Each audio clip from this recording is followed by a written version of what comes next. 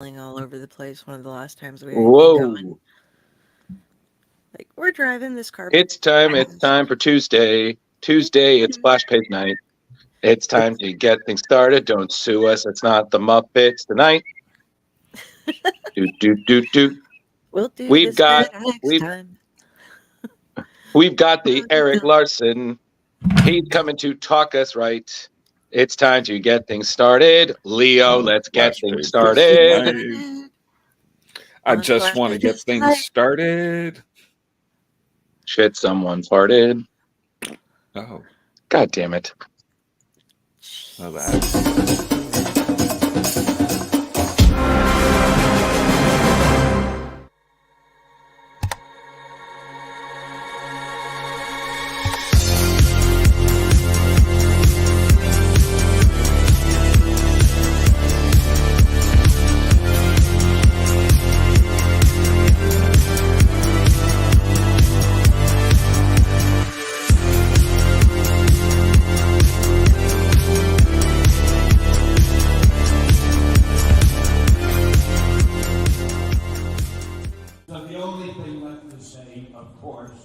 Is the one obvious thing.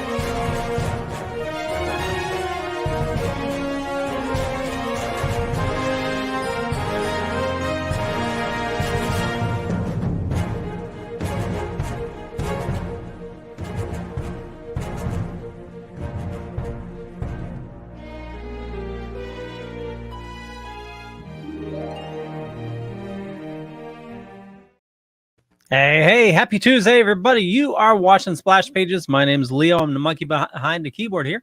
We have an awesome show scheduled for you, as always. And with us, we'll kick it off to Jar Jar.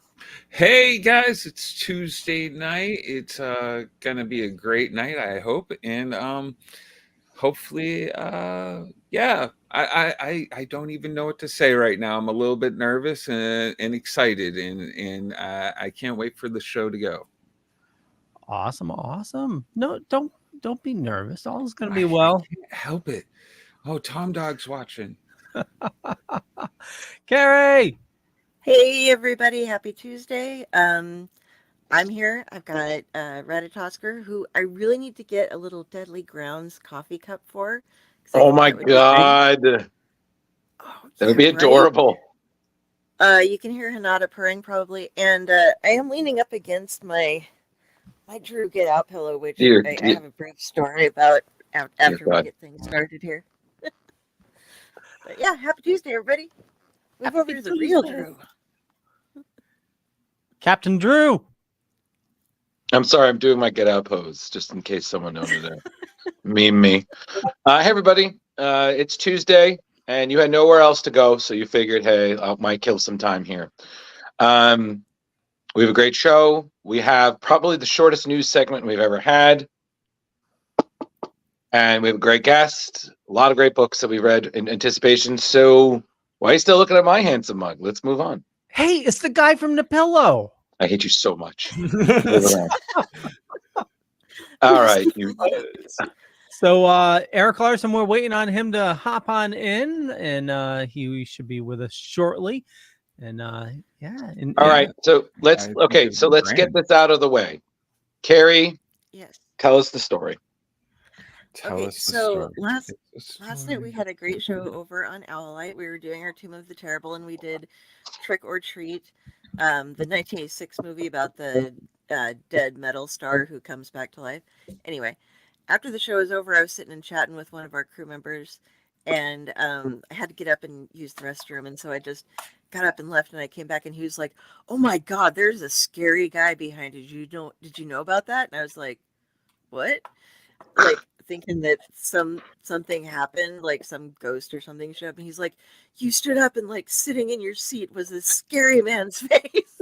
I just like, I didn't know what to expect. I just was like, I jumped in my seat, and I'm like, "That's true." I'm like, was it this scary man? Get out. So I've successfully scared people now with Drew, with my one-of-a-kind pillow. So, this confirms my theory that somewhere in the multiverse, some version of me is probably a terrifying serial killer. Well, no, what it is instead of saying "get out," you need to go "get out." Or I could just Mortal Kombat that. Instead of "get out," it's "get over here." Get over here. Get over here.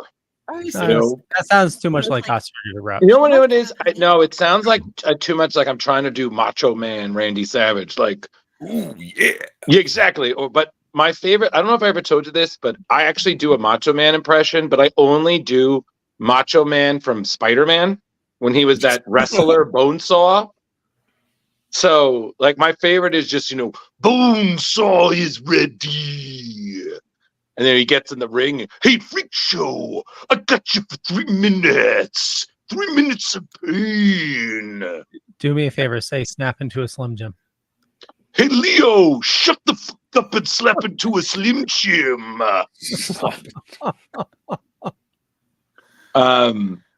And I've always said, like, if I lost a ton of weight and probably did like an insane amount of steroids, I would 100% be Bonesaw for a convention, but only if I ran into a man spider. And again, not a Spider-Man, a man spider. That was the original name in that one. I was just like, I can't deal with this. But yeah, that's the only time I'll do Macho Man. It's either that or his cameo in Dexter's Lab in the monkey segments. When he's that cosmic wrestler. I have traveled across the galaxy to find a worthy opponent. I'm just like, I can't deal with this. This is too much even for a 90s cartoon. So it's all only with caveats. What happened? I said, so I'll only do it with caveats. Oh, yeah, 100%. Listen, Carrie, you've seen my attention span. Does that surprise you? No. I figured Tom Dog would love Randy Savage. Did you guys ever see when Macho Man cosplayers run into each other? It is the funniest. Oh, it's hilarious. Actually, most wrestlers, cosplayers, when they run into each other, are just kind of hilarious. They put on a little show for you. But what was it? There was 3 of them. I think I was at Comic-Con. And it was different Macho Man. And they were like talking about each other. And they're just like, I thought I saw Miss Elizabeth. Is that yours or mine? What do you mean yours? I'm just like, I can't. And they're like, welcome to the Machoverse. I was like, I can't deal with this right now. This is too much. That's too much Macho Man. If you want to catch more Macho Man or talk about wrestling, you should check out Tom Dog over on Brill Pro. Because yes. Yeah. Oh, Channel X. I forgot. No, actually, he's doing a wrestling show too, as well. I forget the name of it. Someone shut off their alarm. The show's already started. I don't know why that happened. I turned off my phone. Come on, Tom Dog promo. What's the name of your wrestling show? Well, while we wait for that, who's going to be watching Echo? Not me. I haven't yet. Okay, and let me explain why I'm so quick to say no. Because in doing research, I saw about 20 different articles talking about the same 4 points of the Echo trailer and show, and I'm just already over it. Well, what points? What? Oh no, it's just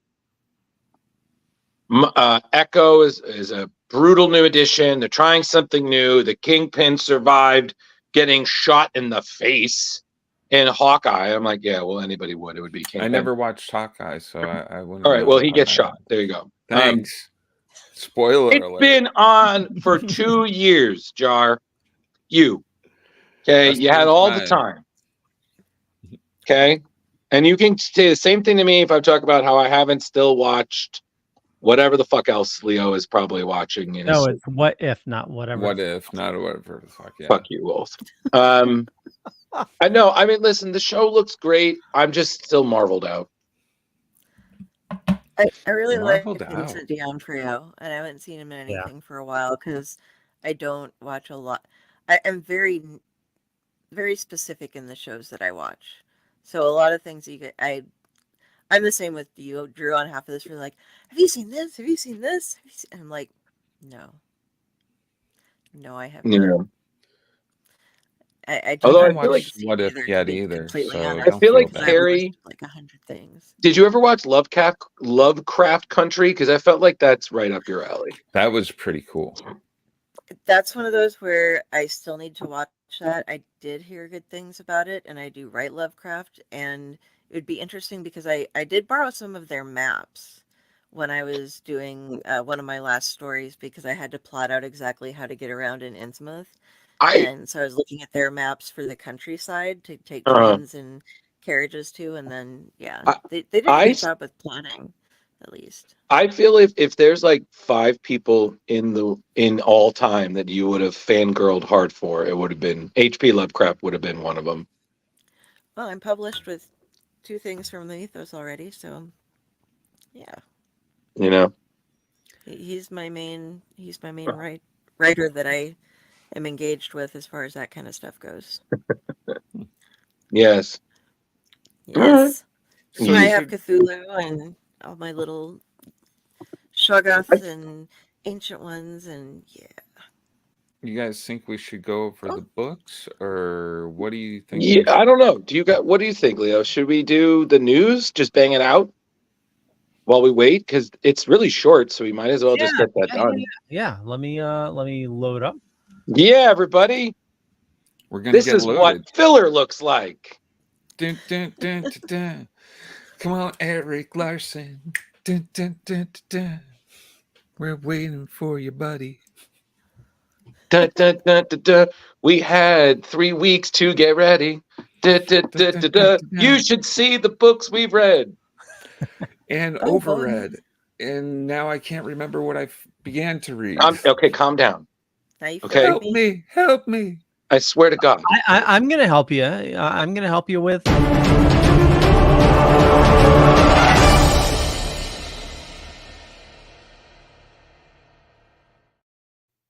Variant watch. Okay, can I just before we say anything, I just still need to say that every time I watch our intro, that's still I'm like, this is the coolest we've ever looked, and we will never look this cool again. I just fucking jam, man. Every time I was like, this is the most. I was like, I feel like I'm part of the Avengers, but I'm not, because I'm telling the Avengers to get out. Get out. Or I'm sorry, I have to say this now in a horror way. Get out. Because I'm clearly a Disney ghost. Yes, you are. Apparently. So, Carrie, there was one thing for the variant watch, and I knew it was you. And I made it into 6. So yes, you did. There we go. There you go. Right. So, guys, it turns out that the writer wasn't always supposed to be a hero. In the latest Ghost Rider, written by Benjamin Percy with art by Danny Kim, the spirit of vengeance takes on an as of yet unknown Marvel supervillain as its host. In order to prevent the powers being used for evil, Johnny Blaze is forced to jump back into the world and try to regain his role as Ghost Rider again. Ghost Rider Final Vengeance is going to go on sale Wednesday, March 13th, and it features this main cover by Juan Ferreira. We go on to the next cover. This is Greg Capullo's. Beautiful. Love the fancy schmancy chains and the stunt riding thing he's got going there. Move on to cover C. This is Chad Hardin. Nice. Hardin or Hardin? I think it's Hardin. Okay, and the reason you're seeing the two a lot of on some of these is because one is the evil Ghost Rider and one is Blaze coming back, kind of. Tricky. So, And then we move on to one of the best known Ghost Rider cover artists ever, Mark Texeira. Right. So I have this is what we've got going from Tex. a book by an art book by him. He's Yeah, he's a good artist. I've met him once or twice. He's a nice guy. So, Nice. all right. And So this is that all the one that's covers? got oh no. Oh, okay. This is the one Whoa. that's no, all the wait, hype there's about it. more. Ooh, This is that a glow in the dark one? Oh, please. It's a foil. Right. This is Ooh. Benjamin Sue's foil cover. Yeah, this shit looks Yes. dope. So That's you awesome. get the double Ghost Riders on a foil going on back in the day style, and the artwork just looks amazing like that. Seriously. And Final you can vengeance. get from pre-orders only, I believe. The last one, which is pretty much a remake of the first one, only a little bit different. It's the cover A, but if you want to go to the next one over, it's just you can order and get that one signed by Benjamin Percy, but that's cool. a pre-order thing. So Carrie, which one are you getting? I'm probably going to try to get this one and the foil. And I love text, so it's like I'm going to be bugging my LCS for. So you're going to be pulling a Leo, all the variants. Pretty much, yeah. All of them. Just not 42. Yeah. Just get me the bundle. Yes. Basically, yes. I'd be like, excuse me, dear local comic book store. Could you please get all these for me? Thank you. You are my bestest friend. All right. Unless all right. Well, Benjamin Percy's coming somewhere soon, and then I'll wait. But okay. the cover's different, so you got to get both versions of it. You know what I mean? Okay, we got it. I know exactly. I wonder if they're doing like I think it's DC does it, or maybe it's Marvel, where they have the variant cover and underneath is the regular cover, so you could get one of the variants and therefore already have the regular, although you wouldn't have it showing, so I guess that would make it a little difficult. Yeah, I don't know. Sense about those. Like, if I'm getting a variant, I just want the variant. I'm sorry. Did you anyone else notice Carrie's Cheshire cat smile? I think the last time I saw her smile like that, she was meeting her heroes at Terrificon.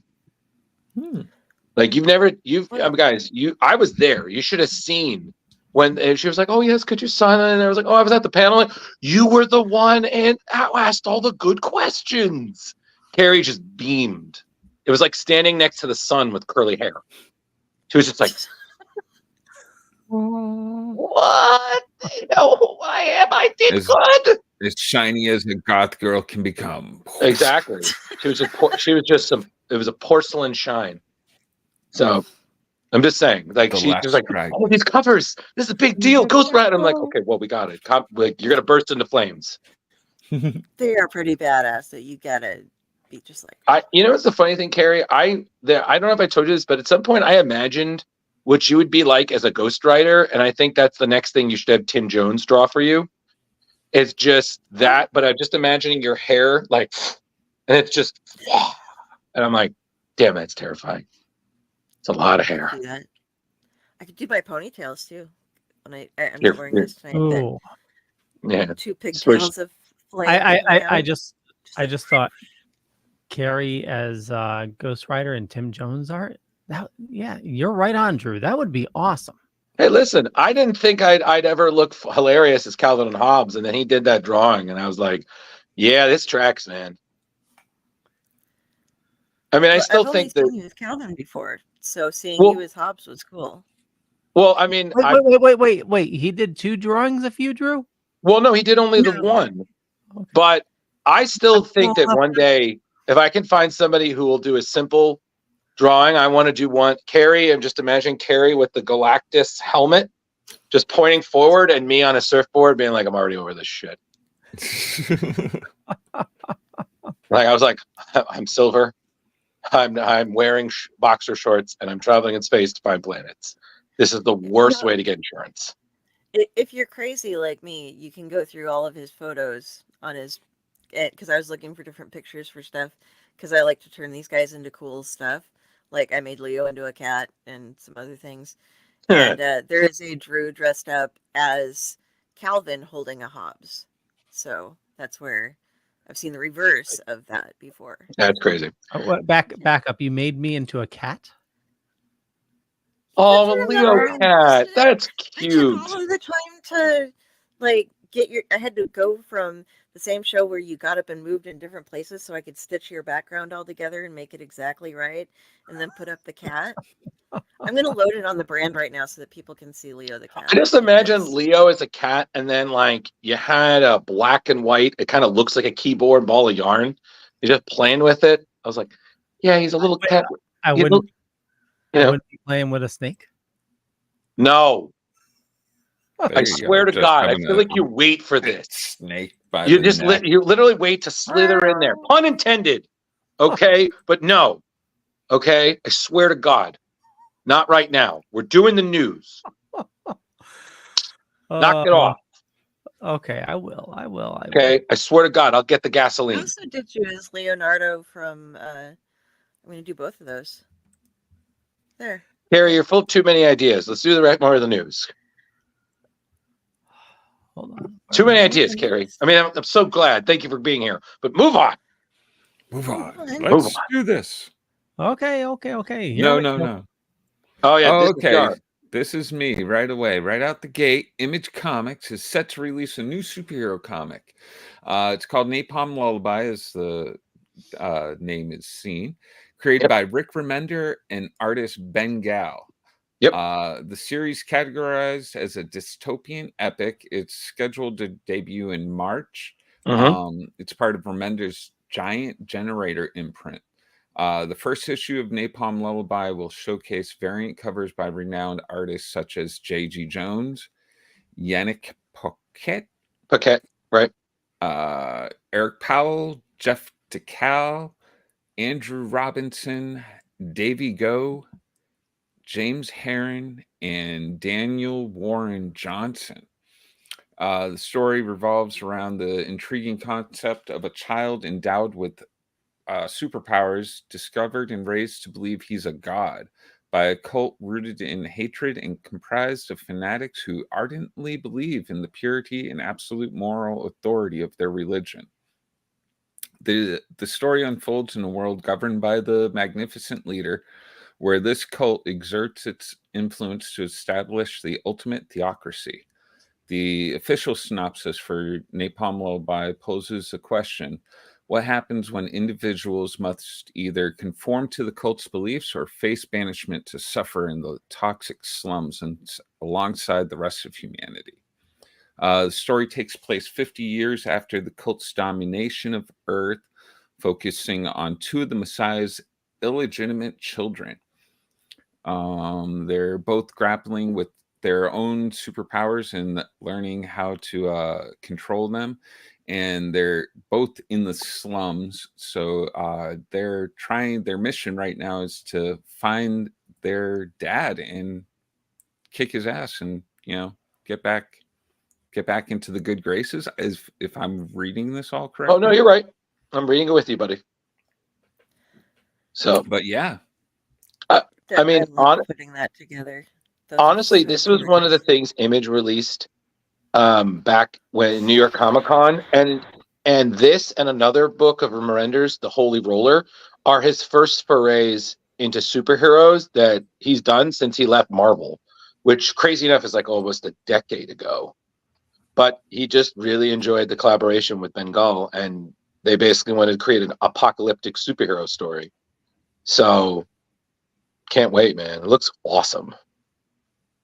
Yeah, going by the covers, the artwork, it looks awesome. I agree. Yeah, it looks and sounds really intriguing. Yeah. The idea of, I love religious kind of occult kind of stuff. I watch all the occult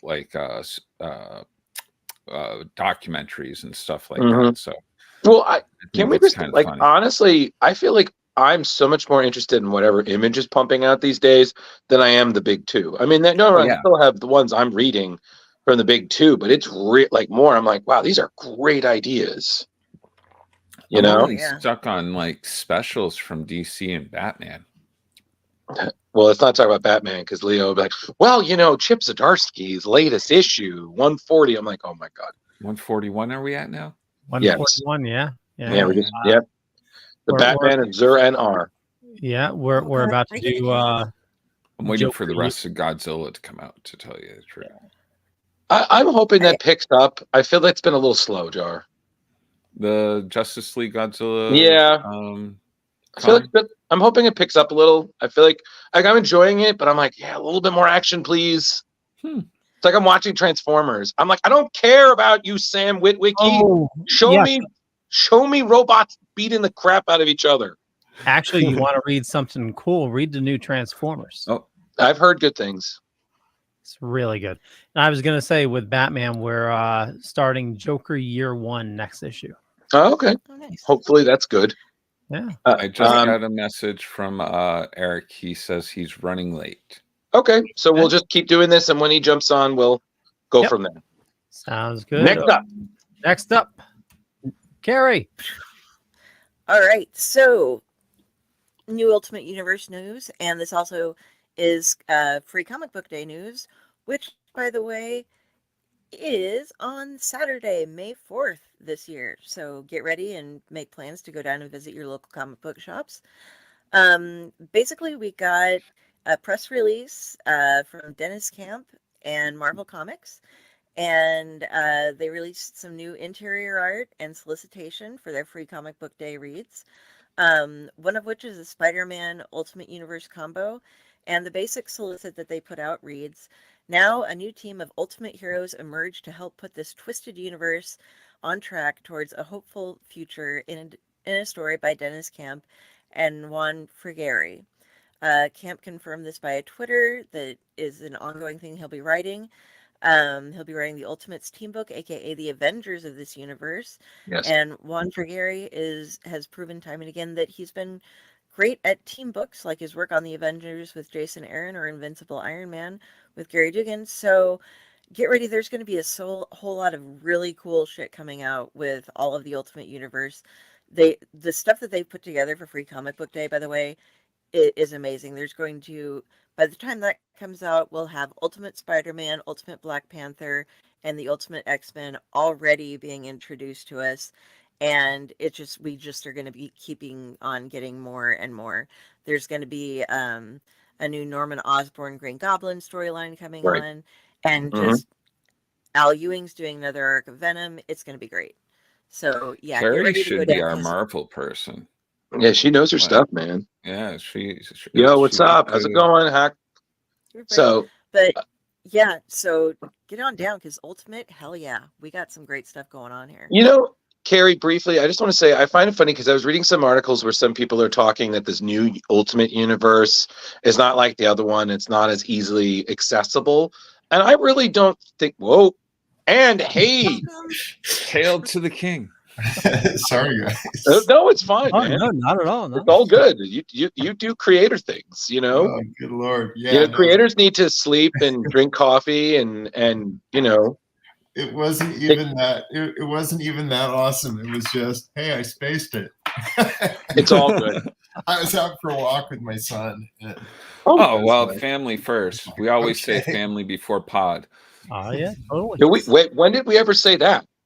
I always say that. You did. Leo tells me that all the time. That's why. No, he doesn't. You know what? No. Oh, okay. Yeah, he totally does. Sorry. I'm sorry, I missed it. Welcome to the show, Eric Larson, Mr. Eric Larson. We would have had a wonderful introduction for you at first. It would have been like spectacular fireworks going on. Sorry, do you want to? You were going to do it. Do you want to just no, speed through it and just be like, he's here? Yeah, don't even worry about it. Don't even worry about it. Okay. I know who I am. Like how I want to say hi. That's about all I got figured out. I mean, if you forgot, we could tell you. We've read your wiki a few times, so Okay, cool. How have you read your own wiki? I do have my own wiki. No, you do. Have you read it? Do you read it? I occasionally will read it, and then I'll want to fix it, and it'll be like, "You can't fix your own wiki," and I'm like, "Oh." Yeah, I can only imagine what that's like. Like you look at it as like, I didn't do that. I did not write that. I did not say that. Yeah. Erroneous. Yeah, there are other people named Eric Larson. And it's like a lot of stuff. Like there was a bunch of those comic book indexes that at one point had 2 different Eric Larsons listed in there, both of which were me, and were describing this bunch of work was done by this Eric Larson, ERIC, and this is all the work of the Eric Larson with a K. And it's like you've got like some issues of Wolverine, and then suddenly the other Eric takes over. It's like, come on, guys, get your act together. Oh, wow. So you've been in the industry, not only just mainstream, but doing fanzines and stuff for close to 40 years now, right? Yeah, a little more than 40. Oh, more than 40. Wow. Yeah. Sorry. Well, you've gone through like so many different changes and stuff. What's the biggest shocking technology, would you say, from say younger Eric being like, oh, I bet you wouldn't believe that we're all using this stuff right now? Do you mean just the internet and Photoshop are the big ones probably right now? You know, those are the game changers where people can, you know, you can just import files from other people. Right. Now like these days, if I'm doing stuff for Marvel and I'm inking it, it doesn't leave my house. You know, and it's like, oh, so I can work any size I want to, and I can or work digitally or however I want to do stuff. What is your main do you work mainly pencils, or do you do digital? Oh yeah, I pencil in pretty much everything. I've done a couple issues that were digital just to see what all the fuss was about, and didn't jive. It's fine. It's fine. I can see some of the upsides to it, especially if you're doing a lot of reference work and you're like, oh, I can just trace this car. Awesome. That's so good. That's the best car I've ever drawn. Yay me. So talented. There you go. That's something I noticed. Quick thing. Some of us who grew up without the internet for our basic art stuff when we were hitting in our 20s and 30s and stuff is when things came through. One of my friends was trying to get stuff made from a book into a coloring book that she'd done the artwork for, but it was like the shading was different, and she wanted to make sure she did it right. And she's like, I'm having problems redrawing it again. You can take it in, you can wipe out the color and do all this stuff. I'm like, do you have a tablet? Yes. Can you put that on and then add one layer to it and then sketch over it on the tablet? Oh. It was like this just light bulb went off, and it's like, I can do that now, can't I? Yeah, you can do anything. You can. It's super like, fun. Like, yeah, there's so many different but some of us options. don't think about it. Yeah. If we didn't grow up with it, you know? Yeah. It's like, oh, you can do that? I didn't know you could. Well, it's like I got my stuff lettered on the art boards as long as I could, and as long as I could find somebody who would do it. Just because I thought, you know what, it's taking up some space. If it takes up too much space, I can adjust the art so that it doesn't take up so much space anymore, and I can do all this stuff. And I just did that forever. And as soon as I went to having digital lettering, I was like, oh, this is much better.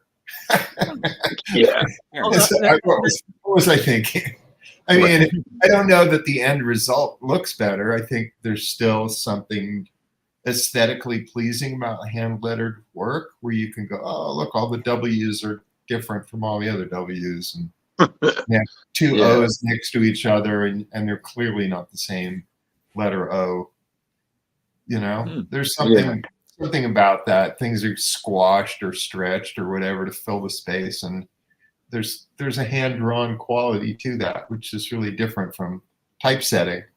But you know, as soon as you're doing stuff digitally, then it's like, oh, somebody's sending me the balloons, and I can move the balloons if I want to, and change things around. And it's like, oh, split that into 2 balloons, and oh, so much easier. And then I marry it to the artwork. Is kind of the last step. Is I'll take all the balloons and put them on the pages and then shift them around exactly how I want them to be and put pieces of art on top of balloons if need be. And I really just go in and tweak the crap out of everything. You're your own one-man publishing studio. Just do all the work yourself. Yeah, and then I got dudes at Image who will upload it, which is all a mystery to me. But other than that, I deliver stuff to them, which is ready to go, and they're flattened TIFF files, and there's no problem with any of it. That's interesting. But also, once you move to not having to mail stuff, then things don't get lost in the mail anymore, and you can work any size or any number of sizes, do things in any number of ways. Did that ever happen to you where you sent like pages and things and they never got to whomever they were supposed to? Very little. Unfortunately, one of them was I hired Herb Trimpe to do a backup for me, and his pencils were lost in the mail. Oh my God. So. Whoa. That's heartbreaking. Yeah. So it's like, well, this sucks. But it was a situation too where he had sent me JPEGs of them as he did the work. Oh, okay. And I was going to ink it anyway. So I was able to, print stuff out on my end and ink it. And he'd also, as it turns out, drew it kind of the wrong dimensions. So all these pages were, an inch short or half an inch short or whatever it was. So I worked in a little more dead space and did the tops of all the panels, and nobody could tell otherwise, at the other end of it. But what a drag, Yeah. Wow. Absolutely. There's some happy person in the dead mail office, like, right. Got these 8 pages and they're beautiful. Oh God, that's holy grail right there. Jar, you were saying?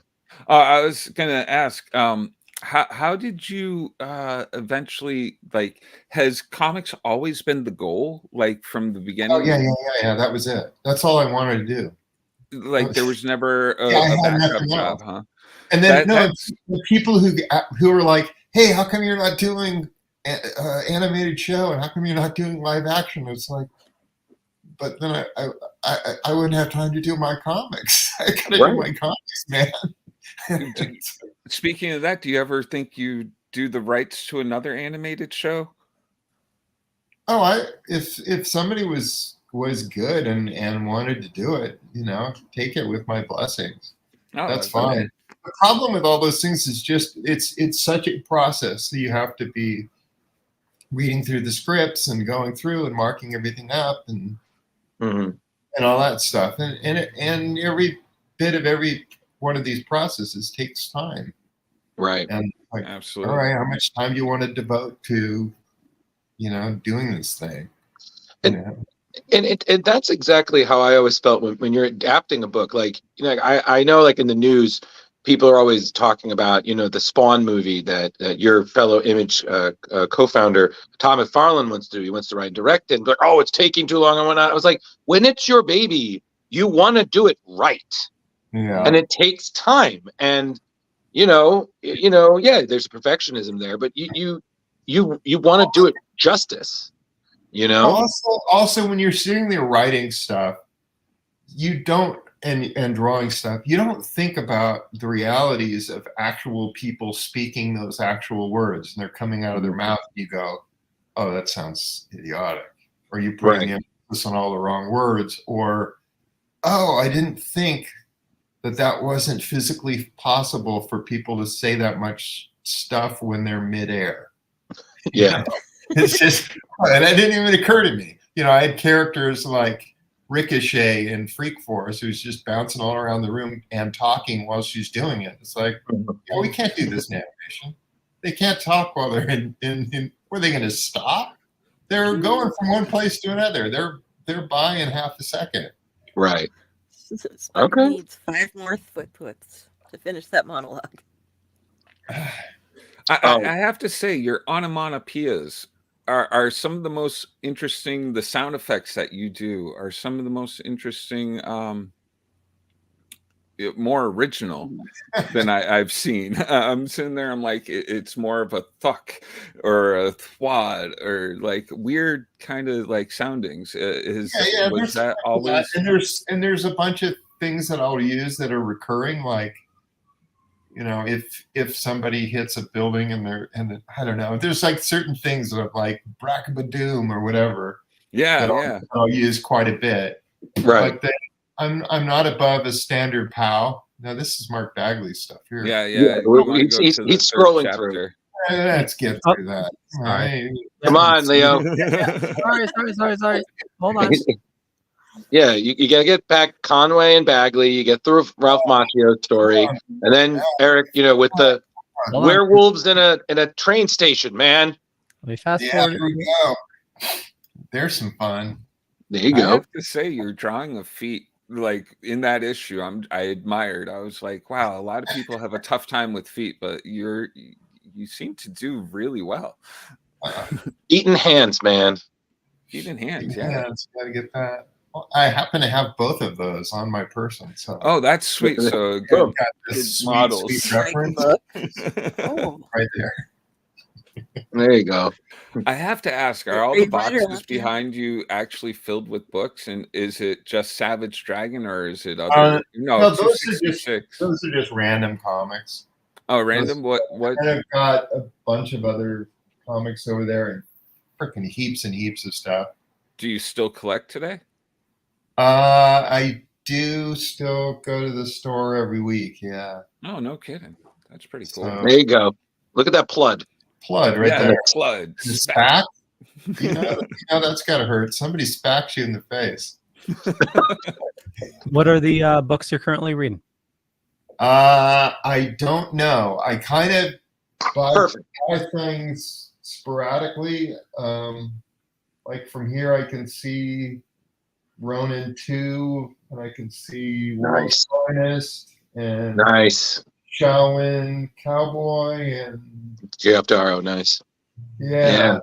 Various things. I get sent all the Image stuff, so sweet. I don't have to run out and buy any of that stuff. That all just comes to my house. And then beyond that, I just kind of like different artist stuff. So it's all good.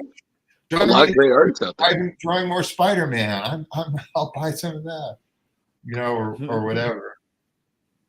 And what's funny is that it's like everybody draws Spider-Man differently, and we've seen that throughout time.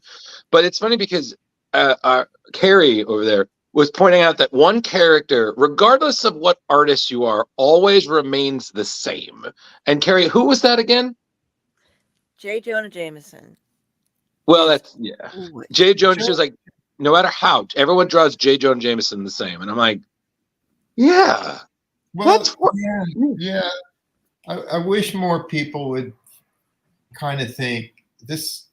At least think it's supposed to be the same dude, Mm-hmm. That should at least, because if you have 10 different artists and they're all drawing, whoever, Obama, you're going to look at it and go, okay, I can tell that they're trying to draw the same guy. Right. But when a bunch of different people are drawing Peter Parker and they're just making him look like whatever. Right. I can't even tell that this is supposed to be the same person, much less is the same person. Yeah. Right. Characters that are gaining weight between pages or panels, whatever. And it's always so funny because I think the thing I always notice that everybody does differently is the eyes on the Spider-Man suit and then the webbing under the arms. Yeah. Like I'm like, that always like disappears. And I'm like, why? Like, so funny. So random. Yeah, no, a lot of it's pretty different. Yeah. And if I do any Spider-Man stuff anymore, I usually try to go, okay, well, what Spider-Man haven't I drawn before, rather than just do it the way I did it last time. Right. So, let me monkey around with this a little bit, and I'll do that when I'm doing commissions too. And maybe people are crushed and disappointed, but it's like I'm gonna try some stuff out. Yeah. So I like the difference in eyes when they changes with his like almost like his pupil dilating and not in undilating. I kind of got a little carried away with that one story that you're just showing there. it was fine. A little bit too much. Yeah. But it was all good. I mean, but I did have one question. So, because I noticed reading a lot of your Savage Dragon that like I was like, man, he's like the image king of crossovers. Like Savage Dragon has had for real. I like what is it? Teenage Mutant Ninja Turtles. Oh, but like one of my favorites was the Hellboy crossover you did. Mm-hmm. And it was funny because I forgot about this, and then I was reading, and I was like, oh my god, he had like a crossover with Wanted, like back in 2006. Yeah. And I was like, what the hell, man? So the a lot of F-bombs in that one. We did it. There was a Superman crossover, so yeah. So when it's something like that, when you're like like how much of that is like, how does that work? Do they approach you? Do you approach them? Do they have any say in the characters? Like how does that work? Like a crossover? Is it really two minds, or do you like, hey, can I play with your toys for like 2 issues? I'll give them back to you. But can I have an idea? Like, how does that work? At least for you, Mr. Larson. Oh, I think he's frozen. Oh, did we lose him? He's so cheerful in that. Does everyone want to take a screenshot? I feel like that'd be a good meme. Right? Well, hopefully he'll come back soon. Guys, I think it's going pretty well so far. We're still recording. He might be able to hear you. Oh, that's true. Well, I hope so. Okay, I think I found it. You found what? So apparently, and we'll ask him when he gets back, Savage Dragon number 41, there is a guest star of Popeye. Okay. Perfect. While we're waiting, I love it with the Alf in the back. Oh my god, I love it. Yeah, there's that one, and of course. Oh my god! I think Justin's gonna love that one. Colorblind. He's back. Oh, fantastic! You were frozen on such a happy. Oh, don't worry, it happens to the best of us. Yeah. We got a picture of it. It's so cool. Yeah, it was funny because it's just like we're like, oh, it's just enjoying questions. Like, oh, he's frozen. That's the worst. Yeah. So the question was just like, when you're doing crossovers, like, how does that work? Is it collaboration, or is it hey, I have an idea? You reach out to them and said, all right, cool, you can do it. Yeah, it can work any number of ways. Okay. I mean, it really depends on the whole situation and who it's a crossover with. Like the crossover with the Turtles, that came about because I was buddies with Michael Dooney, who worked at Mirage. Mm-hmm. We had just been pals for years and years. So it was always, hey, if we ever have an opportunity to work together, we should do that. And then I knew he was working there. I knew that Savage Dragon was an ongoing concern at that point, and it was like, hey, let's do a crossover. Sweet. And since it was a small company at that point and not owned by a corporation or whatever, we could just kind of do a handshake deal. And then he did a one-shot that was the other side of the crossover. Mm-hmm. So like I did one, and then it continued into his. Right. And then same thing with the second one. And the second one, he started the story, and it continued into mine. Mm-hmm. Yeah. Okay. That's really cool to be able to just do it on a handshake and be like, hey, man, we're friends. Like it's comic books. This doesn't have to be serious. Yeah. The most complicated one was the Superman one because of DC. So that needed to be a big, long contract that went back and forth. And that was just how much freedom by the time it gets approved, you have lost all enthusiasm for it. Right. Well, I guess I got to do it now. Yeah. Speaking of crossovers, in doing my research for tonight, something in the wiki struck me where there was a crossover with Popeye, and I was trying to figure out, where that happened. Well, the wiki, and wikis are sometimes wrong. Yeah, we started the episode with that, right? Yeah, but apparently, and I need to pull up the issue, but it's saying Savage Dragon number 41 has a cameo of Popeye in it. Well, Okay. a lot of those is just you do an issue where you got a million guys that are in it. Yeah. There was a wedding issue where I had a ton of guys, and most of them I did ask, and Popeye was one I did not ask. Okay. Yeah. I just drew him real small in the background, but that one had DNA agents, which I did get approval for, and characters from Americomics, got approval for them. Wow. And, E-Man and Nova and Hellboy and a bunch of them I asked for. I think Bone is in there, and I asked to have Bone show up. That's awesome. And they're just attending a wedding, and then all hell breaks loose, and then there's a big fight. But most of them don't have much in the way of dialogue or whatever. Yeah.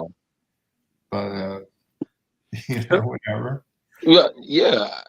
It was just so funny rereading like everything, and I was like, oh wow, that really happened, and I was like, man, just Savage Dragon, the king of crossovers, man. Like, where are we gonna go next? Yeah, it's fun. That's part of the beauty of this stuff. Like, oh, we can meet anybody, and pretty much if you're publishing an Image comic and you want Savage Dragon to show up, the answer is almost always yes. Like, that's fantastic. Malcolm Dragon's appearing he just was in the latest issue of Philadelphia right at the end. Yes, I saw that. Right. I was like, dude. He keeps recommending that to me, and I keep. It's so great because it's like it was just so random. Because then they're like, oh yeah, here's Spawn. I'm like, I'm sorry, what? and then at the end, oh look, it's Savage Dragon. I'm like, I'm sorry, like, what? This thing just got really crazy. Like, yes, like, yeah, man. So that was just dope.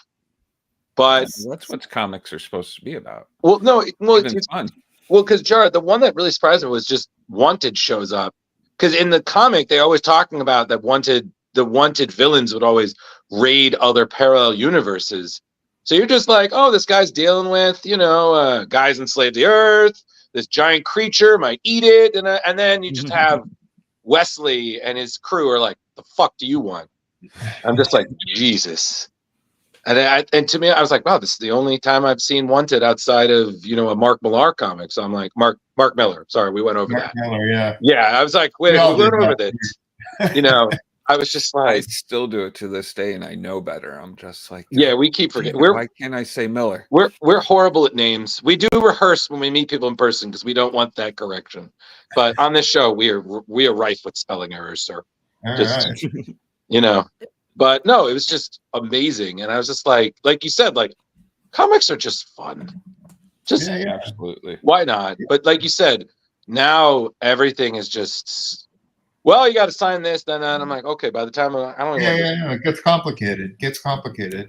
But it's nice when it works out. People don't make it complicated, and there are occasionally guys who are just like, yeah, do whatever the hell you want, take it, have fun. There you go. There you go. Awesome. So, as a founding member of Image Comics, and you guys started off with a hell of a crew. For real. You made something super amazing for all the creators out there. You became right away just huge as far as like they're the big two and then you. And how hard was it going from like being just like the creator, not just the creators, but going into the industry and being like, okay, now we have to find somebody to do the printing and all of that kind of stuff? Because I don't know if that's. We were with Malibu for a year, and that was kind of our training wheels, where suddenly we were being shepherded into the reality of, oh, you got to write solicitation copy, and this is what that entails. and then you have to deal with the Mhm. printers. This is what that entails. So eventually we were talking directly to people who were printing our books on a fairly regular basis, and that Mhm. just became part of our day-by-day reality. Like, this is Right. something you do, but like when I was at Marvel earlier, I didn't think I ever talked directly with anybody who had been coloring my book or Really? Mhm. lettering my book even, until kind of right towards the end, where I started to build something of a relationship with Chris Eliopoulos, who was lettering my Great, Spider-Man. great letterer. And then it was like, all right, well, I know you. I'm going over to Image. Come on, come along? So he lettered 106 issues of Savage Dragon. That's fantastic. And it's So- just so- blown up. Oh, sorry. Oh, no, I was going to ask. So far on that journey, how long into it did you look back and realize that you and everybody you're revolutionizing comics? When did that click in? Right when you mentioned it. Boom! Best answer. Just Good answer. Good answer. who knew? I think we were just making comics, and I think we thought, okay, we're doing the same thing that we were doing before, except now we get to own it. And other companies had things where they could own it too, so it didn't seem like this was so crazy different. But we also created the kind of company that we would have wanted to work for if we were, creators working for somebody else's company. Right. So there was definitely some of that was going on. We're like, all right, well, if I was working for somebody else, I wouldn't want them owning a piece of my stuff. I wouldn't want them owning the trademark to my logo, or this or this or this. You make your list of things, your unconditional demands. And that was kind of how we wanted it. It's like, let's just set this up so that's everything we would want it to be. Yeah. I just remember back in the day, I was in high school at the time, and comic geeks. Oh, we all were. Yeah. There was a time. Well, I mean, talking to my friends, it was my just. 20s when Image started. So. Oh, sorry, what was that? I was in my 20s when Image started. I wasn't like so much older. Jeez. Awesome. I just remember hearing about Image and thinking, it's a company for the creators, and just our minds were blown. Like, it was, Oh, I remember when we were so Spawn excited came about out, and it was just mind blowing. That well, there's definitely your people piece in of the industry who are thinking, there's no way these guys are going to be able to last, because Was there they're going to be pushback? in war with each other, and they've seen different groups that have been handled by creators fall by the wayside, over the years. And that just happens. I mean, there were creators that we asked to do stuff at Image who were like, yeah, I don't want to be part of this, because you guys aren't going to be here in 6 months. Really? And it turns out we were. So that worked out well for us. Was there any pushback, like, say, like copywriting or anything with like Marvel or DC, that they were like, hey, you can't do that, you took this from one of our books, or anything like that at the time? A little bit. Initially, they were very threatening. Oh, really? Yeah. And we're kind of dicks about it real early on. I had done a Savage Dragon kind of prototype character at Marvel in a Marvel Comics Presents story. I just had a minor character who kind of looked like Dragon, right? But he had scales on him and fins for ears, and okay, little fin. You know, there's more fins everywhere. Yeah. And he was a very minor character who was kind of a tip of the hat to myself, because I had also had the dragon appear years earlier in Megaton and self-published stuff. So when we announced this stuff, they were like, "We own this character and you can't do it." And they were threatening Todd, saying that they couldn't use their famous Punisher skulls. Oh my God! Know, that you can't have those on Spawn because he's got that going on. Yeah, various things like that. Oh, this character looks too much like this, or whatever. I mean, it's like if you're Rob Liefeld and you're drawing comics, you can't help but draw like Rob Liefeld. You know, that's the way it is. So to go, hey, this character looks too much like something you would do over an X-Force, it's like, well, of course it is. Yeah. It's drawn by the same dude. He's going to have the same kind of facial structure and, you know, and all the rest. Yeah. There you go. There you go. Look at that guy.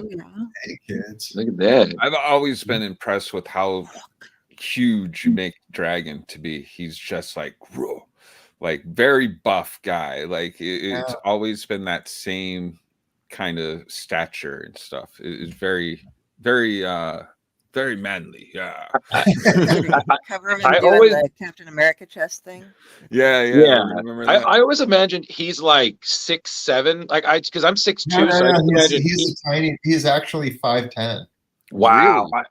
Because I always imagined he was taller than me. So if I ever met, because I'm like 6'2", so I feel like if I met him, I'd be like, "Oh, you're a very intimidating officer, and I'm just gonna sit down and let you do your thing." You know, so I'm just no, he's not supposed to be that tall. In fact, see him standing when he's standing next to a regular guy. Okay. For the most part, you'll be like, "Oh, he's not as tall as." It's the fin. Well, it's the fin. Give 5 extra inches. But yeah, the fin makes him taller because that's adding height. But if you're going by the top of his actual head, okay. Well, there you go. Still taller. What issue are you working on now? I know there's 266 out, I believe. Yeah, I'm working on not that much farther ahead. I'm on 268. Oh, that's not too far. So it's at this point it's penciled mostly. I'm on the last page is still in a very rough stage, but much of it's inked and I'm making the rest of it.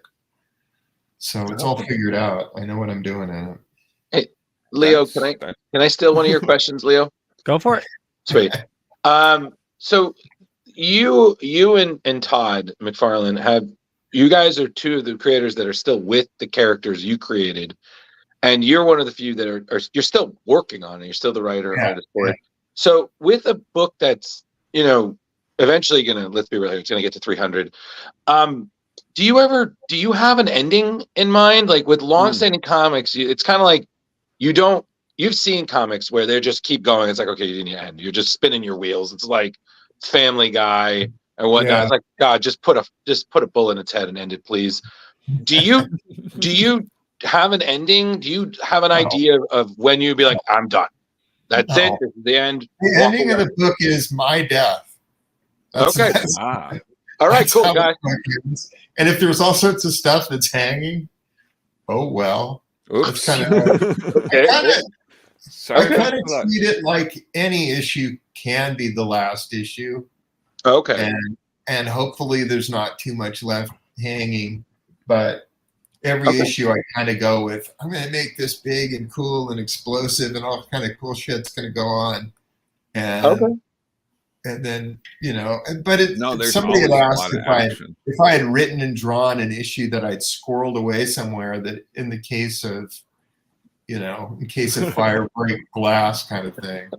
It's like, that would be so impossible to do an issue like that, because it's like, when do you set it? Because right now, I mean, I've had the characters age in real time since the book began. Right. So you're ever evolving. All the characters keep getting older and older and older, and then they have kids, and then those kids have kids and stuff like that. Yeah. So it's like, Yeah, right if now I'm doing some issue that I'm squirreling away to be like, okay, well, how old is everybody? Right. What year does this take place? There's just way too much unanswered stuff that it would be impossible for me to do that. And then I would sit there all the time afterward going, God, I'd like to kill that dude off, but I got that last issue sitting there and he's still alive. So I gotta keep that character. Damn, I really wrote myself into a corner with that one. Okay. What was the story always meant to be so linear like that? Did you have from the beginning, all right, I'm going for this, and we're going for years, decades? Like, I knew. When did you know that Dragon was going to have a son and all that? Was it when you decided he was going to have a son, like all of a sudden, bam? Kind of, yeah. It's very, it is very, very spontaneous, but so is life, you know, like your life, you go, oh, I'm going to do this. And everybody has plans of, I'm going to do this, and then I'm going to do that. And then you find out, oh, okay, that's how things are going. So I'd written and drawn my own Dragon comics when I was a little kid, and those were all unpublished. And then at some point, I had drawn 2 Dragon stories that were in a book called Graphic Fantasy. Mm-hmm. And those kind of were the end of my kids' stuff. Like this, in those stories, Dragon used to be part of this government super team, and he was now trying to raise this daughter and stuff like that. So I'd had all these little pieces that I was paying off all this stuff that nobody could read because they were in a stack in my bedroom. But when I came and did stuff at Image, I was like, I've got those 2 stories. So my initial thought was, I am going to start in a completely different place, and I'm going to get to those 2 stories. I'm just going to eventually work those into continuity so that they're essentially the same stories that I did when I was a kid. So that was my initial goal. And then I got to those issues with issues 63 and 65. Mm-hmm. And then at that point, it was like, well, I can do anything. I have no place that I need to go at this point. I can just go off in any direction I want to. Woohoo! Now, your book says you have an editor, and at one point it was your wife. Yeah. I still don't really have an editor. I was wondering. I've got a dude who I kind of will occasionally bounce ideas off of. He's kind of has been a continuity cop to a degree. So, that's interesting. So it's like, hey, you've done that before or whatever before. Look out for that. That this. was going to be another of my questions. You have a Drew. I'm sorry, what? You have a person that will be like, oh yeah, that happened back in issue 116 where Dragon blah blah blah. Yeah. There is that sort of thing where there will be occasions where I'll be, God, when was the last time that guy appeared? And some of that I can find on the wiki. But if I need like a quick list of who's even alive at this point, right? He's good for that. We try to keep a running tally of subplots that haven't been resolved, just so I can be like, let's not have there be too much of this stuff. But there are still characters that you haven't seen for years and years, and occasionally it's like, all right, well, we haven't seen whoever in forever, so what have they been up to? You know what I found impressive also? 266 issues and no gimmick covers. No glow in the dark, no fully embossed, no metallic variant. I mean, you get some variants, but like it's no holographic cover. Really keep it tight for your following, like the fin heads. Like I wasn't into that. That wasn't fun to me. So I don't mind there being occasional alternate covers or whatever, but I never was like, oh, it's glow in the dark, I need one of those. I found that impressive, especially coming through the 90s. Like, that's got to be a badge of honor. We have a segment called Variant Watch because we were doing our news and we realized there started to become so many variants. It was like, what was that one week? If we counted, if we were going to do every one of them, it would have been like it was 17 or something like that. Some crazy amount of variants. It was absolutely insane. Well, some books too. I mean, I get all the image stuff, right? So if there's variants on a book, they send me all the variants.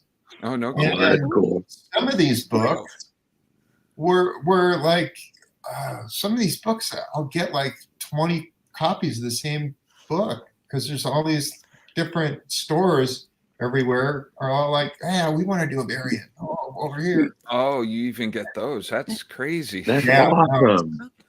No wonder he's got so many boxes back there. Yeah, I know. It's not awesome. It's not awesome. Okay. It's horrible. Like you think like DC Comics are the greatest comic book company ever until you're on their comp list. And same thing with Marvel. You know, it's like once you're getting everything, it's like, holy crap, they're publishing Mad Balls? What the hell? I don't need that. Why are they sending me Top Dog? I don't need this. Right. You know? Do you actually, Carrie, you had a question there? Yeah, Carrie. Yeah. So, you've gone through all the ranks of the different of the different roles you can play. You're currently a CFO, and Image has so many different imprints and stuff. I know, like Ghost Machine is just coming out really soon here, but everything else that's been there before. What exactly is in your role as CFO? What falls into your purview in that role? Because I don't know what that means. Same. It's a nice title. It's when we set up the corporation, you have to assign things to different people, and there's different roles, and that was available. I was like, oh, that looks good on the business card. CFO. That's funny. And I don't even have business cards, so. Okay. You don't have any. It's supposed to be chief financial officer, but there's no duties. I don't work in the Image office. The Image office is currently up in Portland, Oregon. I'm in San Francisco. Oh, okay. So what was that? Carrie, what did you say? Oh, so then if that has really nothing, with all the different roles that you've had in the comic book industry, which one have you been the happiest with, and which are you most proud of being, or what has made you proudest in your role? I'm not proud of anything. Then I'll stay out of your head. I mean, I guess just being a cartoonist is really the thing that's what I wanted to do, was just write and draw comics. And it's got to be the greatest. Every part of it's a pain in the ass, but that's, I mean, just amassing a stack of comics is something that I'm like, look at this pile of comics. I just love that. It's like I really love having made comics a lot more than making comics. Just like, look at this big old stack of comics I did here. Look at all the stuff I worked on. It's cool. Yeah, can imagine. So when new readers are coming on and stuff like now, where would you suggest that people pick up at? Like it's hard to go. It can get overwhelming. Any art? Yeah, any issue. Doesn't matter. You keep it It's fresh. like asking when's the best time to meet somebody as a friend? Oh, I want to meet a friend, but I got to get in on the ground floor. I got to know all their continuity. It's like, no, you just meet.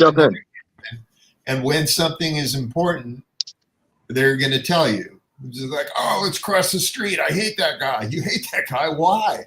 Oh, you wouldn't believe it, but he ran over my dog and he didn't even say he's sorry. It's like, okay. I mean, now I'm getting the backstory. I didn't know that beforehand, that there's a guy you hate. But when it becomes relevant, suddenly that information shows up.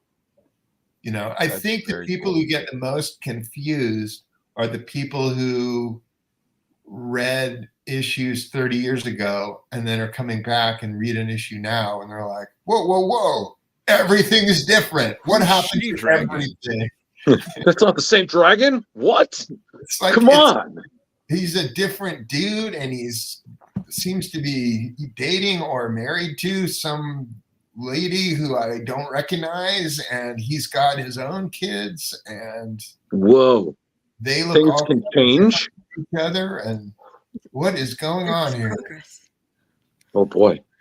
Yeah, I mean, and it's like, oh, now his kids are 8 years old, and he's got one who just started kindergarten. Holy wow. What's going on here? That's crazy. Have you ever felt the need to have anybody fill in for you? No, I don't want. I actually really regretted doing that Image at X month where we all traded books, because I was like, I wanted to keep my run intact. So I ended up doing my own issue 13 just so I could have it intact. Oh, that's funny. No, I'm good. It's like, all right, yeah, Jim Lee did an issue of the book, but we're not going to talk about that. I did my own issue 13. And it was like, he did a perfectly fine issue as far as it's perfectly serviceable, but it's breaking up my run, man. I knew in retrospect, I should have had it be like Savage Dragon issue number X or something like that. So that I could avoid that. But. Do you think your run is longer than Todd's? Because you've done a few runs or at least one run on Spawn, and I know other people have ridden on Spawn and stuff like that. I wonder if you then take the trophy for longest run. I have the longest run on. I have a longer run on Spawn than Todd does, in terms of. I wrote and drew more consecutive issues of Spawn than Todd did. Really? Yeah. It's true. There's a lot there. Because Todd started off, he was drawing it, but then he had Frank Miller and Dave Sim and Neil Alan Moore. Yep. And Alan Moore do 4 issues. And then he did a few issues after that. And then suddenly Greg Capullo was penciling. Oh, yeah, that's true. Yeah.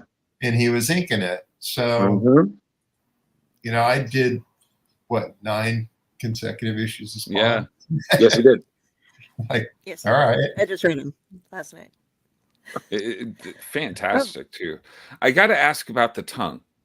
Is that I've never noticed before Spawn's tongue so much. Is that he kind of had it in one of the other artists gave him one in one of the issues, so it's like, all right, I guess he has that now. So gotcha. Yeah, I was wondering if it was a throwback to Venom, where you and Todd kept like messing with Venom's tongue, making it bigger, and the teeth and all that stuff. Yeah, that was a weird one too, because I thought that Todd had given him the tongue, and because I had seen a cover of one of those trade paperbacks where his mouth was open, and I could see that he had a tongue, and I thought that he just had a tongue, and it turned out his mouth was, and I didn't buy it because I already had the comics that were being collected in it. Yeah. Right. But my mental impression was, oh, Todd's giving him a tongue. Now I'm going to give him a crazier tongue.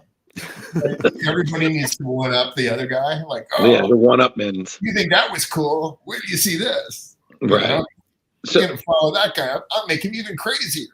I'll make all the stuff dripping off of him. I'll give his skin texture. I give him anything. So I had one question. When you're writing the character, like with Savage Dragon and all that, do you have a voice that it sounds like? I mean, again, when you did the animated show, Dragon was voiced by the great Jim Cummings. But it's all my voice, really. Okay. And I don't sound that threatening, so what the hell? Speaking of voices, Jar Jar, you had a Jar, ask the question. Oh, I hear you do a wicked McFarlane voice. Oh, serious? Yeah, I hear you do a great impersonation. Do you happen to do these at meetings? Yeah, damn, John. That's all good. All right. You don't have to right now, but all right. I'll slip into it if I ever start talking about Oh boy. I was talking about. I don't know. Okay. Sweet. With all the crossovers you do, is there anybody that you haven't crossovered with that you did want to do crossovers with? I mean, the obvious one would be to try and do Spider-Man, I guess. But we did an unofficial crossover with Spider-Man. Really? Yeah. Nice. Yeah, there was a crossover of Savage Dragon and Destroyer Duck that Steve Gerber wrote. Right. And at the same time, he is doing Spider-Man meets Howard the Duck. And if you read the two stories together, they bump into each other in the dark and stuff like that. So we actually in our comic kidnap Howard the Duck and put him in a witness relocation thing, and he gets dyed green, and Beverly wears a wig, and he gets a new name, and they're off to somewhere else, because basically Steve was really pissed off that Marvel was just letting anybody else write his character. So it's like, let's put him in this witness protection thing. I said that was my stupid suggestion, but it was enough to get him to actually complete the work, because at one point he was going to bail on their story. So it's like, all right, let's get you through it. Let's do it this way. I've never worked with a more tortured individual. Oh man. Oh my gosh. It was like, I see how writers can take forever to get stuff done, because he really struggles with all this stuff. I'm not that guy. How long would you say it takes you? Oh, I'm sorry. Go ahead.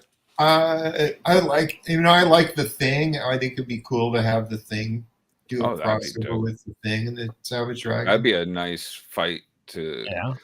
Actually, after reading Hellboy, I love the fight between them, because they're just like, I thought you'd be strong, Dragon talking to Hellboy. I thought you'd be stronger. I was talking to Mike about it, and I was like, well, how strong is Hellboy anyway? It's like, well, I think of him like my dad. And it's like, dude. What? I'm pretty sure Savage Dragon could kick the shit out of your dad. I don't know how this is going to work as a fight. And I even love him apologizing. It's like, hey, I'm really sorry about that. It's like, yeah, next time, can you not show me up like that? It's like, all right, cool. I was just like, it was me being a big Hellboy fan. I was like, no, this tracks. This fits, and great choice of characters to use. The villain, everything was fantastic. I enjoyed it. That was fun to draw. I actually had done a drawing for Mike. We traded pinups, and he's never printed mine. So at some point it'll show up somewhere. But I drew in that I made zero effort to draw Hellboy on model. I kind of in this pinup was like, I'm going to draw Hellboy the way people would think I would draw Hellboy if I was drawing Hellboy in this pinup. Right. So he's in a pose that he would never get in. Okay. He looks way kind of crazy, expressive, dragony looking guy. And then when I have him appear in Dragon, I was like, oh, he's got to be on model, Mike Mignola, if I can pull it off. Right. I tried. You did a great job. I think it was fantastic. It was interesting because, I've been reading the ongoing, and I skipped forward to read those two. It was like you said, you really can jump in anywhere. Well, that's the idea. You try to make these things as coherent as possible, and it's like that. You want people to be able to read any issue and be able to be entertained. And I don't expect that there's not going to be some small degree of confusion when you're reading an issue, because you're not going to be told the backstory on absolutely everything. But there should be enough there where you go, oh, I get it. These characters live here. They're trying to do this. And this is a guy who's getting in the way of whatever it is they're trying to do. I as long as you understand why there's a conflict, then you kind of get it. So, it doesn't need to be that complicated, but good Lord, when I read other comics, I'm sure lost. Yeah. A big crossover, and this gang lord wants to take over from this, and they got to show you a goddamn map of the city and what different territories people are in. It's like, holy crap. The 12 multiverses of them. I can't even, I'm so lost with so much of this stuff. And it's like, I don't know where any of the characters I know even are, and what their relationship when you're making an FBI board with all the little strings and Yeah. stuff to connect everything. Yeah, I think the fear state for DC, I think that was like 40 something issues for a crossover. It was absolutely bonkers to try to keep track of. yeah. The whole tie-in issues. I mean, it's just like for events now. I mean, geez. I mean, sometimes like, oh, okay, fine, but like now it's like a one event. It's like, oh, in all these time, like, why? No, just keep it simple. No. But I was like, oh, I can't read all of this. I just want to read a book where a hero fights a villain. Right. Yeah. Can I get? What is so hard about that? Like, There's a beginning and an end. Oh no. I just felt like especially comics in the past, I feel like you guys just it was a little bit more focused. It was a little bit like it's about the story. Now it's just like, oh, how can we do these tie-ins and everything? I'm like, oh my God, this is so exhausting. I was just like, no, I'm good. I'm already psyched out before the issue ever gets like, nope, fine, moving on. Attention gone. It's just so much. So I just prefer reading older books. So, Spawn, Sad Dragon. I'm like, yeah, still good. Still got it. Make mine an Image. Yeah. 32 years Image has been around now. That's got to be a very prideful, not prideful, but like I'm proud a of it. great accomplishment. Oh, did we lose the arc? Yeah. Oh, we might have. Well, I lost them again. That's okay. We're coming up on an hour with him, so we probably we are. When he comes back, we'll ask a couple more questions, then we'll wrap it up. I Oh, wanted you mean, and so you mean by we, you mean you? yeah, Isn't this your move? it is because I had a couple good questions that I wanted to ask. we've been Oh, okay, rocking. fine, you go. This has been good. Was that what you're saying? Did What's you that? just say that, Leo? That our questions suck? Because you're like, I have some. No. Y'all had some awesome questions. Yeah. This is going well. I really enjoy this. And you were nervous. Really great. I was super nervous. He was so nervous. He was like, oh my God, I don't want I to was embarrass myself sweating with Eric Larson. I'll never hear the end of it Exactly. at the comic book water cooler. I'm like, it's going to be fine. He is a man This who has was created my great bet. I had to- comics. I had But to he be- is still a man. He puts his shirt on one sleeve at a time and occasionally realizes it's backwards, like we all do. I know because I went to work like that last week. I was like, this shirt is on backwards. Crap. So Eric, we totally want to be respectful of your time. So I got a couple other questions for you before we let you go. This is more of an Image question. And definitely correct me if I'm wrong here, but from what I understand, Skybound is a part of Image, and Skybound just acquired Transformers. How did that come about? Is that something that like you were in the know about, or? I was not in the know about that. Okay. No worries. Yeah, like all the Image partners can kind of do whatever the hell I want to. Are you planning on company. making more action figures anytime soon? Oh yeah. I love new action If it comes up and somebody wants to do it and they're offering a good deal, then I'll be like, okay. Nice. But I don't actively go out and knock on doors and try to make anything I'm happen. surprised there's not a whole toy line, because like I would figure the Dragon franchise would be like a pretty epic toy figure. You could even have like little Chicago PDs and everything, like little toy scape. Well, if I would think if there gets to be another animated something that somebody would be like, oh, we got to make this stuff, but yeah, I don't have the energy to do it myself, and I'm not sitting there, contacting people and making my own toy company, because it's like I don't care. That's the problem. Is I look at my shelf and I go, I've got plenty of toys. I don't need more of these. So Character sitting here going like, I got all this space on my shelf that I have set aside. I have no space on my shelf. My shelf is jammed with stuff. You can't see my shelf, but I guarantee you. I hear you. The problem is dusting it all. Yeah. Like, I don't know. I got a pile of stuff, and most of it's not even my own toys, but whatever. There you go. Leo, did you have more questions? As of for dusting though, Jar Jar, IKEA makes a great cabinet. I don't have one yet, but because I don't have the room, but You're good. yeah, they make a nice glass cabinet. I can IKEA. tell you about. But Eric, what do you do for downtime? Like, are you a gamer? Do you like hiking? Or the little downtime that you have? I have a wife, and whatever, we just do whatever, family stuff. There you go. I'm not above going for long walks on the beach and gazing into her eyes.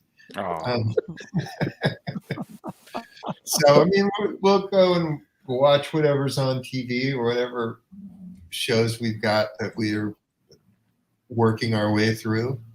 I don't have a lot of favorite television show right now. Oh dear God! Oh, there isn't.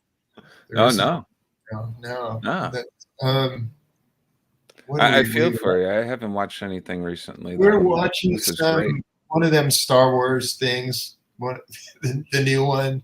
Ahsoka? Yeah, well, however you pronounce that. Rosario Dawson one. Yes. Mm-hmm. There you go. We're watching that at the moment. We're just a couple episodes in, and I'm started watching that new Scott Pilgrim animated thing with my son. Nice.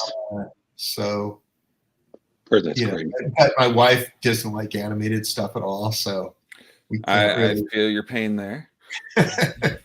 So, like, he keeps going, "Oh, you guys got to watch all this anime," and my wife will, she'll just nod off like 30 seconds into something. It won't even get to the part where's the opening credits, and she's already like just out. So my wife's the same way. She won't watch any like superhero type show, any sci-fi, nothing. But Janie will watch superhero shows. She'll that's sit good. through that. So when there's the new whatever that show is, we'll make it through there. Yeah. We try to find some other show that she'll. But it's like I want there to be something where we can sit and watch it for a while, but that's tough because there aren't many series that last that long. But we watched Endeavor. We watched the shit out of that, and they Sherlock. We watched all those, but it's like there's just not enough shows. No, I agree with you. Not enough good shows, at least. I've actually had to go back and watch like shows from the past, and still you get through it within like a week, and you're just like, okay, what's next now? Yeah, that's what we're doing. We go back and we find older shows. We're watching Mad Men right now. That's our show we're binging. And I think we lost Eric again. I think we should. If he Leo, comes I back, think we need to wrap it up. You're asking these filler questions, man. That was it for my question. I'm just saying, what are we going to ask him? What sandwich did he have for lunch next? No, that was it on rye bread? I had the image question. I had the what he does in his spare time. And Uh-huh. we already talked about crossovers. Tom Dog, regarding to your question, I believe he has stated publicly that he does not want to see a live action Savage Dragon. I feel like it's for the best. I think animated really does work better. Oh, yeah. Yeah. You know, It's like controversial as much these as that days would on be these cool, cats, too. it's a little too. Again, it's one of like what he was saying. I think certain things work better in animated and comics versus live action. You know, And there's already a Savage Dragon animated. Where is that? it's on that's Cartoon Network Okay. Studios. Yeah, Yeah. 2 seasons, Savage Dragon. Yeah, Yeah, Tom Dog, look for that. Cartoon Network. yeah. There we go. It was on. Yeah, it was in 95, 96. Cartoon Express. Yeah. Awesome. Jeez. Well, we'll take that as a sign, Eric. We'll wrap things up. I want to thank you so much for your time. Seriously. Freezing Yes, you very guys much. can. Oh, were we freezing up? God damn it. He was here just to say goodbye. It's working. Oh, I hear Holy you. crap. I hear you. He's here. Eric, can you hear us? All right. Give us a Well, sign. I'm going to send him a. Must be. If you're having too much tech problems, we're Savage ready to Dragon, finish can you up. hear me? It must be me. Yeah, you're coming in and out. Do you hear us, Eric? Whoa. The signal has me bouncing around like I'm in the comic. I can't joke too fast. I'm bouncing around. True. Damn the technology gods. This is the only time there's 2 of me, and it wasn't, and it was practical effects. So, you guys want to get back to news? Well, we got Eric's got to say goodbye first. Yeah. Okay, we got to be polite, Jar. God, So didn't realize being a ginger means you're not manners. I don't you sent know him a we nice don't have message. souls, so it's I told him it's all right if you're having too many tech problems. We're All right, ready here to we go. finish up, So so many it's technical okay. problems. I don't know what no to do. worries, no worries. We'll take that as a sign, Eric. We'll wrap things up. I want to thank you so much for your time tonight. In terms of shows, it's just I want to spend time with my wife, and I don't care what the show is. I will watch. Perfect. I'll watch your goddamn singing shows. I don't even care. It's just I want to sit next to you for an hour or 2, and just be next to you is on the couch. That's all I care about. Totally get That's really that. nice. That most important thing, like me and my wife, we make every Thursday date night, no matter what. It's spending time with your loved ones. It's what's most important. Awesome. So we'll wrap things up. I want to thank you so much, Eric. Absolute pleasure tonight. It was amazing talking to you. Now I know you're not on Twitter, and I absolutely love that. But other than Bravo. where do you like people interacting with you on social media? Facebook seems to be the most active in that regard. I am on Blue Sky, but Yeah. it barely exists for me. And I'm on what's the other one? Threads. Threads seems a little more active, but there's not that much that goes on there. So. Well, I just joined Blue Sky myself. I'll follow you, and it's I got a feeling Blue Sky is going to take off. I hope so. I use the same avatar for everything, so I'm just kind of be like, all right, this is my branding. So look for that dude. I will. Spell my name right, and we should be able to find each other. Okay. Well, thank you so much for joining us tonight, and Yes. Thank you. Sorry, it was such a nightmare. Oh no. No. Trust me. We've had worse. Yeah. Oh, God. 100%. Yeah. Nice. The 30-second delay sometimes, and it's just like, oh no, what happened? Oh, that's no good. It happens. It happens. It does. But Well, thank you again. Oh, you're Seriously, welcome, sir. guys. Thank you, Eric. Yeah, All right. take care. Have a good night. Keep it up. All right, you too. Talk to you later. That was awesome. And you were We did it. nervous. We did it. You nervous, Nelly? God. We are the champions. Oh yeah, finish the news Splash first, then you can start pages. singing. All right, Ginger Roberts. Where did we leave off? Let me hold on. Okay. Actually, it's me. Oh, okay. It's me. It's me. It's a me. It's a me, Leo. Leo.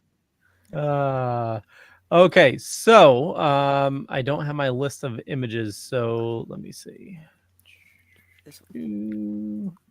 I think it's involving Greg Capullo.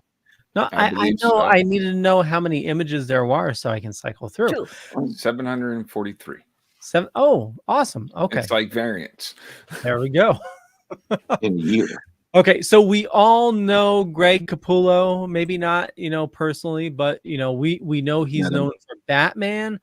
Todd McFarlane has dubbed him the best Spawn artist of his generation. Amazing artist. So he posted that he is on a new Marvel project. It's been hush hush, but not, Batman hush. He posted a picture of his recent project on X, formerly known as Twitter, about his new project. And the inside page, and hopefully you have it here, Carrie. I don't know if you can see it in the top left, but the image it says Wolverine on it. Mm-hmm. And as you can see, we have a picture of a dinosaur foot, and we have it looks like a savage Dinosaur foot? Looks Yeah, like listen. If it's Marvel and it's dinosaurs, it's the Savage one. Yes. Hands down. I did take the liberty of darkening up the other one. I ran it through a program so you could see a little bit better because it's pencils and it's hard to see otherwise. It's just gray on the screen, but Beautiful. So you got the middle 3 panels and a bit of a more contrast going on there. I mean, listen, this is the first thing we've seen besides variant covers from Capullo ever since he's announced that he's signed on with Marvel. So this is going to be, Wolverine. How great is that going to be? Yep. Right. Absolutely. That means you won't be able to get near him at another convention for another 10 to 15 years. Well, yeah, don't even talk to me about those lines. Jeez. Redunculous. Oh my God. I remember back when he was just starting off with Scott Snyder with Batman. Now, I met him the year before he started Batman. And dude, nobody was at the table. Me and my buddy Devin sat there with our 3 kids all together, sitting there just chatting up a storm with him. He did little friggin' sketches for each of the kids. See, I wish I had been there for that because I feel like I would have got more of my Spawn sign. Now it's impossible. For real. But if you check out his website, you can actually order signed prints. I'm good. Is that he doesn't do commissions anymore? No, he, again, he's listen. We have to face the fact that our creators are getting older, and because of that, they're not able to do certain things. 2011. I mean, Capullo said that himself. Remember, he was like, "I can't do long series anymore. I can only do like short stuff now." I'm like, respect, man. So, all right. So we have no idea when this is going to happen, but probably it's going to be during the new Wolverine, which is now part of the new era of X-Men, which I guess is starting sometime this year. So cool. Yeah, and they're probably ramping up. Like 2026 is going to be like the year of Wolverine because, I know we're in 2020. Isn't every year? Well, actually, no. I guess it's been. The game is coming out in 2026. Oh, okay. That's gonna be, and they're gonna pump that up. Yeah. I mean, the whole game already got leaked. It looks friggin' awesome already. So I did see that. I'm not gonna lie, I did see that. Yeah. So. All right, next, and I know it's me. Okay, guys, it's finally here. Tomorrow, Ultimate Spider-Man issue 1. Jonathan Hickman and Marco Cicchetto is here, and here are some preview pages from it. This is not a drill. I'm so pumped. So we're still looking at from what we see, but this is the first time we're seeing of the older Spider-Man. You know, this is a Spider-Man who he's old man Spider, bearded, rocking the glasses, dad and husband life before he ever became Spider-Man. So looks great. I'm so pumped. So I mean, just let's look at that. Doesn't wear his ring in the shower. We know that. You got the kid. You got the kids. You got Mary Jane. You know, listen. There's really not much more we can say about this. So because as we know, this is the Ultimates universe that is being essentially formed after the events of Ultimate Invasion, which at this point only me and Carrie have read in this team because everybody else has been too busy. So I have a question. Yes. I didn't know it was meant to be read. So Jar Jar, you said this is Old Man Spider. Does that mean he's gonna die encased in web fluid? Ooh. Why do you ask dumb questions sometimes, Leo? I just don't get it. like I know that there's no such thing as the stupid questions, but sometimes I'm like, no, there are. Okay, like why would you just go away? Go to the next story. This comes out tomorrow, January 10th. Please check it out. It's going to be amazing. Ignore Leo's dumbassery. Moving on. I had a question. Oh, geez. I thought it was good. I liked it. It wasn't. Oh. So, all right. So this is some new news. And I feel our freaking collaborator, Justin Cooper, is over the moon for this. But IDW has guaranteed that they have renewed their license with Paramount, meaning that there is so much more Turtles coming along the way, including all the different ways that they're celebrating the 40th anniversary of the product. Okay. Like we could go over the quotes from IDW publishers and people in licensing and whatnot, but I'd rather talk about what we've got going on. So this year, we are going to see Teenage Mutant Ninja Turtles, The Last Ronin 2 Re-Evolution, the anticipated sequel of The Last Ronin, which all of us here loved when we reviewed it. That's coming out. The sequel, first issue will come out March 6th. The current Teenage Mutant Ninja Turtles ongoing series is on its way to the issue 150 milestone, and already Teenage Mutant Ninja Turtles Saturday Morning Adventures, written by Eric Burnham, who we've had on the show in the past, was great, is still telling their fun tales in the 1987 cartoon style. Listen, it's a good time to be a turtle. That's all I'm saying. Damn, it feels good to be a turtle. Yeah, get that pizza life.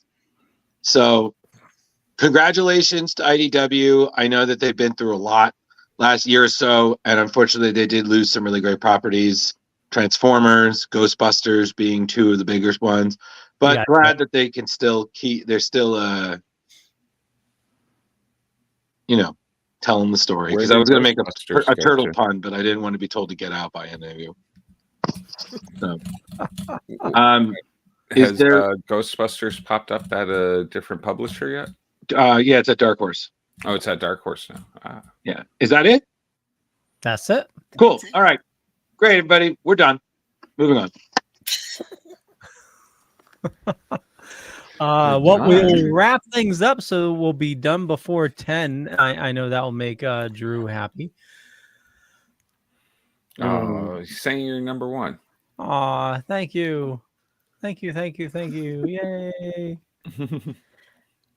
No. Okay. All right. I want to thank everybody for watching this fine evening. You know me, you know how to find me. Just Google me. Where's Leo? What? Jar Jar? Where's Leo? Where's Leo? I was trying to figure out how to find you. Oh. The show notes up above or down below. Yeah. Yeah, it's true. And what about you, Jar Jar? Meow. I can be found here every Tuesday night with these gentlemen and this lady at 8 p.m. Eastern Standard Time. And also watch Re-Education of Nancy Ann Ritter. I believe a new episode's coming out this weekend. What it is, I cannot tell you. But I do know that we have now all watched for the episode after that. We're going to drop Dead Alive, which... Yeah. Whoo. Whoo. Weird one. But yeah, check that all out. And also always check out Comic Book Lovers Buy, Sell, Trade, and Auction House, where you can buy, sell, and trade all your wonderful comic books, your nerd gear, everything. Go there. Sell it. Buy it. Do it. Trade it. Woohoo! I'm done, Leo. Go to the next person. Gary! Sell it, buy it, trade it, read it. Okay. Hi. You can find me at Carrie Sanders on Facebook, and all of my links are available there. I am Delphine over on the Owlite Network, which is also now part of the Dorkening Network. So I'm not here with these gentlemen. I am still kind of here, only with a different With other name. gentlemen. With other gentlemen and ladies. Yes. And we do shows every Sunday, rotating show schedules, as well as Monday and Thursdays. So catch us there and find, it's all about storytelling. You'll find all these author things. I write. You can find my author page from there, so you can read some of my stuff if you like. And oh, who's putting up at the same time? And Fabulous Reaper counts. Yes. So I write, she counts. She writes too, actually. But come check us out. Have a lot of fun. More things on the Dorkening for you to do. Kick it off to Drew. Oh, hold Awesome. on. Mention Carissa Grant's Kickstarter. Oh, yeah. Holy crap. Carissa Grant, who we love and is like a friend of the show for both of us, and we've had her on everywhere, has a new Kickstarter out right now for Worthy Chaos Redemption Issue 8. She launched it yesterday, and she's Yes. already doubled 200. the amount. Yeah, she was 200% shooting for $1,000. She already hit over 2,000, which was her first stretch goal, in less than 2 days. So head on over there. I have so much of her stuff, and it has the fuzzy Anubis. She got, like, you can pre-order your Anubis stuffed animal that has a variety of staffs. Carrie, Some are save it for after the show. We got it. It was asked, so I mentioned it. I'm a fangirl. So go back to Drew. He's just laying there. Drew! I'm Drew. I'm tired. If you need to find me, you can find me on Facebook. I'm Ghostbuster Man 1984. On Instagram, I'm everywhere, and yet I'm nowhere at all. And I'm going to sleep, so we're done. Ah!